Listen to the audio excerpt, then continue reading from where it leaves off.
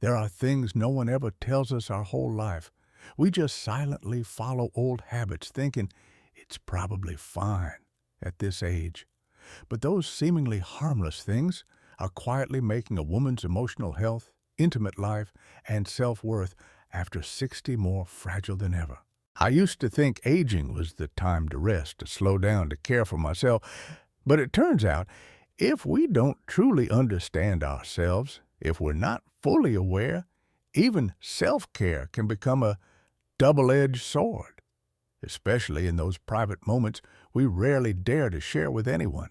If you've ever felt like your body can't quite tune in lately, if your emotions fade after each self-directed attempt to feel connection, or even if you just feel tired and empty afterward, then chances are you're unknowingly making one of the 5 silent mistakes a gynecologist with 30 years of experience once warned me about. Don't skip this video. It's not here to judge you. It's here to help you understand your body more deeply and to love yourself more gently. If anything I say touches a part of you, keep listening. And if someone else comes to mind who might need a gentle reminder like this, share it with them. Now, let's begin. The seemingly harmless mistake that has led so many women to silently lose themselves. Can you hear me clearly? If not, leave a comment, because we're not alone in this journey. I once sat with a 74-year-old woman, strong, dignified. She raised 3 children on her own. But when she spoke of something very private, her eyes softened, her voice dropped. "Doctor, at my age, is it still wrong to watch those things?" I didn't answer immediately, because I knew she wasn't asking about morality. She was asking about self-worth, about the quiet feelings that follow each night spent awake and alone, about a world where the elderly are no longer touched, physically or emotionally. And the truth is, pornography isn't inherently bad, but it's not made for older women, not for a body that's changed, for a heart that still longs for emotion, not just stimulation. For the young, the brain is resilient enough to handle the rush of dopamine. But past 60, that overload numbs emotions, dulls reactions, and leads to self-doubt. A retired teacher once told me, "Doctor, the more I watch, the more I feel not enough." I looked at her, a woman who once taught thousands of students, now feeling small inside her own skin. Her mind was aroused, but her body no longer responded. And the sad part is, many women think it's just age. It's not. It's the result of habits that are too intense, too fast, too frequent, beyond what an aging body can naturally handle. A woman's body after 60 doesn't need much, but it needs what's right. It needs gentleness, a soft touch, a hint, a feeling, not a flood of high-pressure images on a screen. Too much of that, and we not only lose real sensation, we lose our dignity. And the scariest part, when we feel nothing, we begin to question ourselves. Am I still a woman? But you know what? You never stopped being one. You just let your brain be led by a habit that no longer fits you. And now, it's time to reclaim your power. Try pausing just for 1 week. Instead of watching, touch yourself mindfully. No rush, no pressure, no need for results, just to see what your body can still feel. Some women told me, "I felt like I came back to life," not because they became young again, but because they finally started listening. If you've ever felt empty afterward, tell me. Write a few words, just so I know you're still here, still trying to understand yourself, just like I once did. Can you hear me clearly? If not, don't hesitate to comment. You're not alone. We're learning to touch ourselves again, but in a new way, with understanding, with love. I remember one woman, Tui, 69, who walked into my clinic with dark circles under her eyes and shared honestly, I get enough sleep, I watch my diet, but I'm always tired, lifeless. Strangely, I still feel desire, but afterwards, I'm just drained. I looked at her and gently asked, "Have you ever taken time to rest between those moments?" She paused, confused. No one had ever told her that even in our most private acts, the female body still needs time to recover. Masturbation isn't wrong, but after 60, the nervous system, hormones, and emotions all have changed. They don't recover as quickly as they once did. Daily stimulation can trap your body in a silent cycle: arousal, satisfaction, fatigue, emptiness. I used to believe that staying regular meant maintaining vitality. But the truth is, consistency isn't as important as listening, because if your body hasn't recovered, then every repetition just drains what little energy you have left. Have you felt randomly sad after, like you were freed, yet somehow empty? That's not your fault. That's your body asking for rest. Another patient, Miss Hang, 73, masturbated almost every day, told me, "I don't do it because I crave it. I do it because I don't know what else to do with the loneliness." It broke my heart. Sometimes that act stops being a way to connect with yourself and becomes a coping mechanism for solitude, which then makes you feel even more tired and disconnected. I'm not asking anyone to quit. I just want you to try. Pause for a few days. Listen to your body. See if you feel clearer, sleep better, and if you truly want to touch yourself, not just out of habit. One gentle rule I often recommend is, after 60, let your body rest at least 2-3 days between times. Not because you're weak, but because you're honoring yourself. Some women worry, if I do it less, will I lose sensation? The truth is the opposite. The more you rest, the more real and profound the sensations become. Like music, when we leave space between the notes, the melody becomes more beautiful. And if you're trying to feel like a woman again, perhaps slowing down is the first step to beginning again. Gently, maturely, with grace. Do you feel that's true? If not all, leave a comment. Let me know you're listening. We're walking together, slowly but meaningfully. I once asked a woman over 60, "Have you ever paid attention to your pelvic floor?" And she looked puzzled, shaking her head. "What floor, doctor?" That answer didn't surprise me, because no one ever taught us that this part of our body, the one that holds the uterus, bladder, and bowels, that endured childbirth, that once fluttered in love, is actually a complex living system, and very vulnerable if not cared for properly. I treated Miss Land, 67, who said that intimacy, whether with herself or her partner, had become painful, dry, and increasingly distant from the joy it once brought. Her husband didn't blame her, but she blamed herself. Until I asked how she touched herself, she confessed, "Same as when I was young, fast, rough, and done." That one sentence stayed with me. Have we spent all these years treating our bodies like they don't deserve special care? The body after 60 isn't what it was at 20. Vaginal skin thins, nerves become more sensitive, tissues weaken. Yet many women still use too much force. No lubrication, no warm-up, no pause, even when it hurts. Masturbation isn't wrong, but doing it the wrong way becomes the reason for mysterious pain, incontinence, or simply losing interest. Worse, some women mistake that as a sign they've expired, lost their femininity. But that's not true. A small change makes a big difference. After Miss Land learned to use gentle, safe lubricant, slowed her pace, let her body thaw instead of forcing it, she came back to me and said, "Doctor, I finally realized that touching myself isn't a move. It's an art." And truly, if your body is a home, then the pelvic floor is its foundation.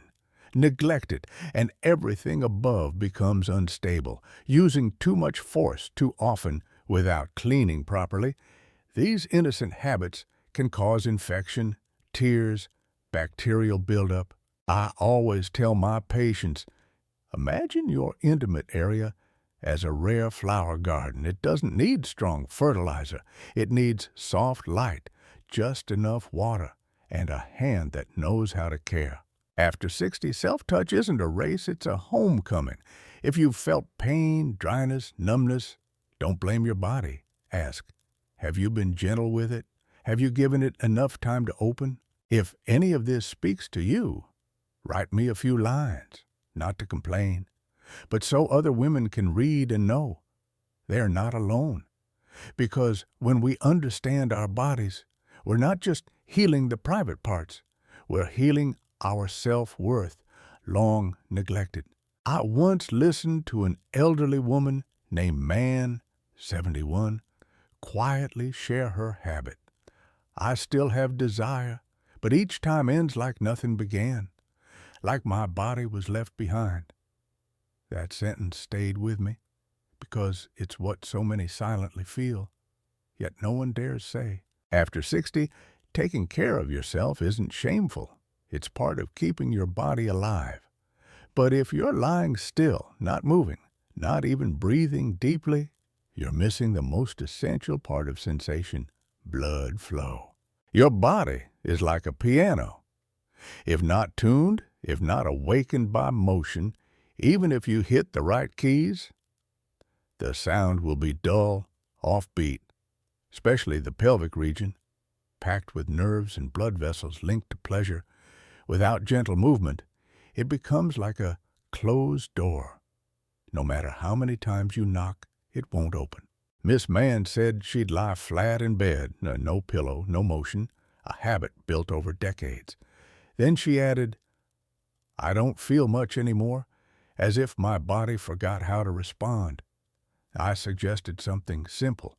Place a pillow under her hips, gently rotate her pelvis, stretch her back, breathe deeply with each touch. A week later, she returned, smiling. Doctor, it was like flipping a switch. Everything felt brighter, clearer, new again. You see, just one small shift, and your skin, muscles, nerves all begin to remember. I'm still alive. I can still feel. After 60, masturbation isn't about stimulation anymore. It's about awakening. Doing it in stillness is like trying to light a bulb with no plug. You need gentle motion, circulating blood, full lungs, and a spark from within, not just from your fingertips. Before starting, I often suggest take a short walk around the room, or simply breathe deeply, close your eyes, imagine your body blooming like a flower. Gentle stretches, side twists, even leg extensions. They all help bring blood to the places you want to feel. Most importantly, don't see your body as parts. See it as music, where feeling isn't just one note, but a full symphony. If you've ever felt nothing, ask if you've been still for too long. Are you hearing what your body is saying? If not, comment and tell me.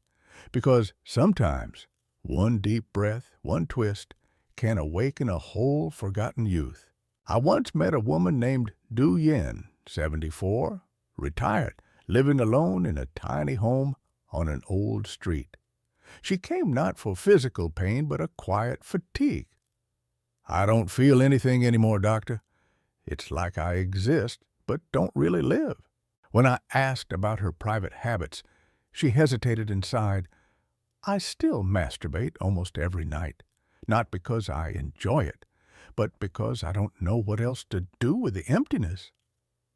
The emptiness she spoke of wasn't time. It was evenings with no one asking, no hand to hold, no one walking into the room saying, what shall we eat today, my love? Many women after 60 are like Miss Du Yen. They still have desire, but what they seek isn't climax.